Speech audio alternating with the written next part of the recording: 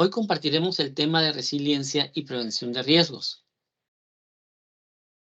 Primero hay que definir lo que es el riesgo, que está compuesto por varios elementos.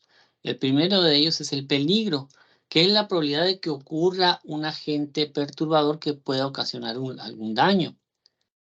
La vulnerabilidad se refiere a qué tan susceptibles están los sistemas expuestos a ser afectados por ese daño o ese peligro.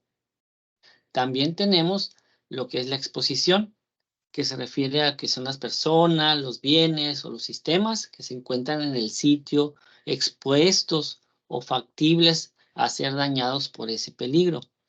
Todo eso, pues, de alguna manera representa el riesgo, que equivale a los daños o pérdidas sobre un agente afectable, resultado de la interacción entre su vulnerabilidad y la presencia de un agente perturbador. Esto regularmente se presenta en momentos de crisis, ¿verdad? Como catástrofes, desastres naturales o incluso aquellas provocadas por el hombre. En medio de ello, podemos ver que existe una palabra que se llama resiliencia. Pero bueno, ¿qué es esto de resiliencia? Encontramos varias definiciones. Una de ellas es que la resiliencia se refiere al proceso, a la capacidad o al resultado de una adaptación exitosa a pesar de circunstancias desafiantes o amenazantes, que nos podemos de alguna manera recuperar y volver a avanzar, ¿no? Pero mucho de ellos va a depender por un lado, la parte individual de cada persona, ¿verdad? Incluyendo factores emocionales, educación, factores culturales, etcétera, y en conjunto como sociedad, ¿no? Que incluye normatividades, reglamentos, infraestructura, todo eso. Entonces, todo eso de alguna manera va a producir que tengamos un cierto nivel de resiliencia. ¿Qué es una persona resiliente? Una persona resiliente, de alguna manera, tiene que ver con el autoconocimiento, la autoestima, ¿verdad? La empatía que se siente por los demás o estar en, como decimos, en el zapato de los demás. La autonomía en tomar decisiones, también afrontar de forma positiva la adversidad, que tiene que ver también con el optimismo, ¿no? Y ser consciente de la situación que se está viviendo. También ser flexible y perseverar ante las situaciones y muchas veces ante el desánimo o las contingencias. Ser sociables, ¿verdad? Tener la capacidad de interactuar con los demás y ser tolerante a la frustración y a la incertidumbre. Y como lo mencionaba anteriormente, pues mucho depende de nuestra forma de ser, de nuestra educación, de las personas con las que nos rodeamos, ¿verdad? Todo eso. Entonces, eso es ser una persona resiliente o características más bien de una persona resiliente. Y eso, pues, de alguna manera se traduce o se ve transferida a lo que son las comunidades resilientes, ¿no? Que son esas comunidades que funcionan y resuelven los problemas para tratar de volver a condiciones normales o o de alguna manera ser lo más funcionales posible. Muchas veces no se puede llegar al mismo estatus que se tenía antes, ¿verdad? Dependiendo de la magnitud del desastre, y se tiene que volver a una nueva normalidad funcional. Y ahí tienen que ver mucho, pues, los líderes también, los mecanismos de vinculación internacional, etcétera.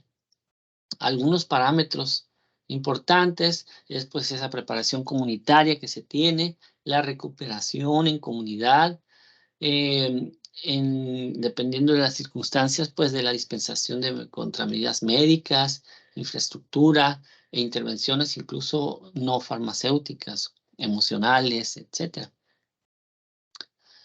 Existe en México, pues, una guía para la resiliencia urbana. Eh, Esta guía nos permite, pues, entender algunos factores. Por ejemplo, la capacidad de los individuos y las comunidades y las instituciones y empresas dentro de una ciudad para adaptarse, crecer, sin importar de qué clase o tensiones crónicas o crisis graves que hayan experimentado.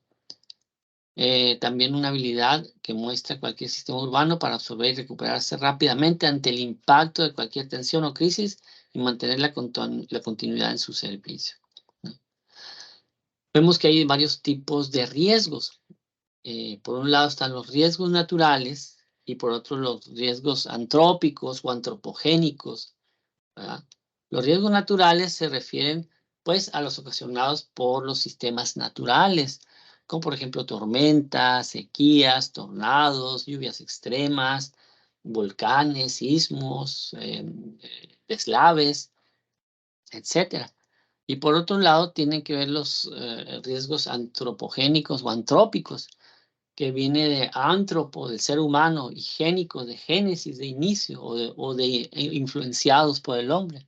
Antropogénicos o antrópicos, como por ejemplo incendios, explosiones, contaminación al aire, al agua, al suelo, vandalismo, accidentes aéreos, terrestres, etc. Aquí tenemos una tabla de desastres naturales en México, una ilustración desde 1980 a la fecha, y cómo han afectado por un lado el costo y por otro lado el número de decesos, o que han afectado de forma combinada, ¿no? Vemos en el mapa ahí, por ejemplo, Chihuahua, Sinaloa, ¿verdad? El centro de México, que sobre todo muy afectado por los sismos, los ciclones, ¿verdad? Aquí les comparto también unos mapas encontrados en el Atlas Nacional de Riesgos, ¿verdad? Donde vemos de forma nacional lo que son las declaratorias sobre emergencia, desastres y contingencias climatológicas. Vemos que los números de declaratorias o entidades con más declaratorias, pues por ejemplo vemos aquí Veracruz o el sur de México, ¿verdad? Ya lo que conforma la parte propia del estado de Sonora, vemos Hermosillo, Empalme, y una parte sur también de Sonora, y algunas zonas de la parte norte también, ¿verdad?